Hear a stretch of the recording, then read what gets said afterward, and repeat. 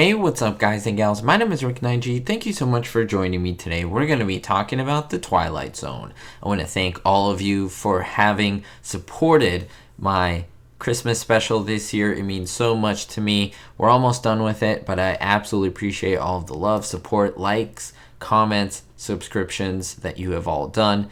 I really do appreciate it. Let's talk about the Twilight Zone and something that you probably never have noticed, even if you're a big fan, even if you think you've seen every single episode. I bet you probably have never noticed this piece of information. I think it's really, really cool. Now, let's start with this episode, Time Enough at Last. Now, this is important because it comes from season 1. It's episode 8. I want you to keep that in mind, and we'll see how this connects in just a little bit.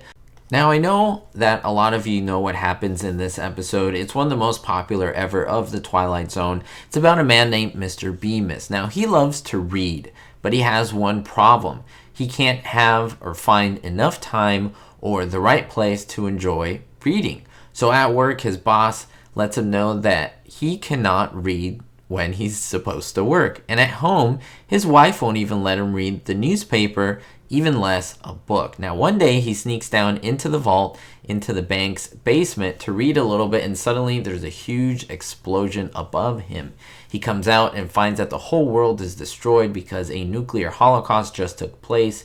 Now, he does find lots of books from the library, and he sees a great deal of time that he can read. He is super happy, except for one small detail. I won't spoil it for you in case you haven't seen it, but I know that most of you will.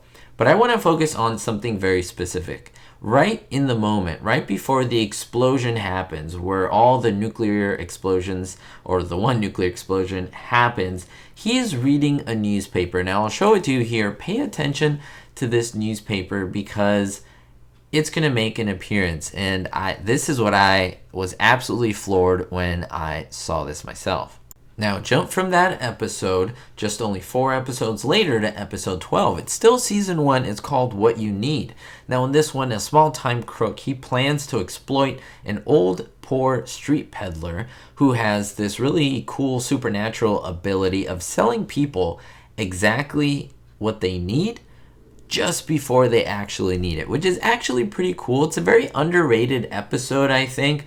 It's actually very simple, and when you watch it, I don't know, I think it's pretty fulfilling. There's no crazy explosions. There's no really monumental moment. It just works, because I feel that I could be the old man who gets people what they need, kind of like a fortune teller. I think that's pretty cool, just in the story-wise version of it. But this small-time crook himself, that is Mr. Renard, he is trying to exploit this little man, and he even makes some money off of him by, using his supernatural abilities in not great ways. Now, he's in a room, and the bellboy, or essentially the assistant, comes in and gives him a newspaper. Now, it is fast, so you may not have noticed, but let me freeze this for you.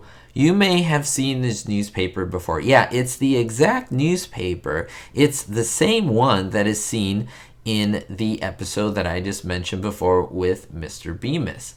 Now, you can see by the large letters, again, it is only briefly shown, but you can see as I freeze it that it is absolutely the same newspaper. Now, there are 2 things I want to note here. Number 1, if you're really thinking about how is this possible, well, the people who make Twilight Zone, CBS, made the newspaper for the episode Time Enough at Last, and then after the episode was over, they thought, hey, let's just use that same newspaper, right? It's as easy as that. I mean, it's pretty cool just to notice that this is the same newspaper reused, that you probably have seen these episodes so much and have never noticed it. But I think we can go far beyond that, because the second point is, if this is really the Twilight Zone, okay, in terms of the story, where these individuals are going into this zone, into another dimension of sight and sound of mind, into this another worldly type thing where it's unexplainable, well, then it could make sense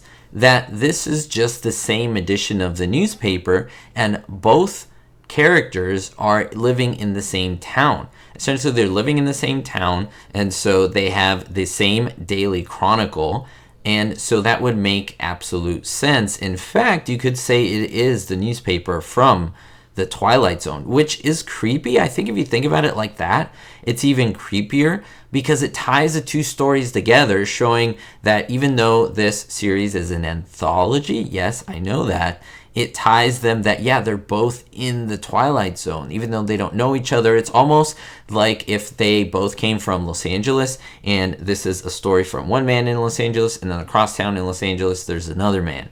And it would make so much sense. I want to know your thoughts down below. What do you think about this? Have you ever noticed this?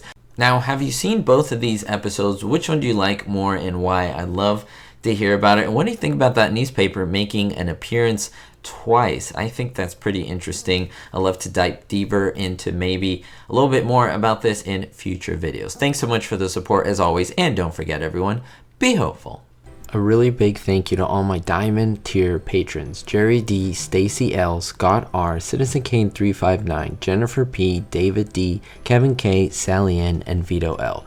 If you want to be on this list or receive exclusives as a great way to support the channel, visit my Patreon description below. Thank you.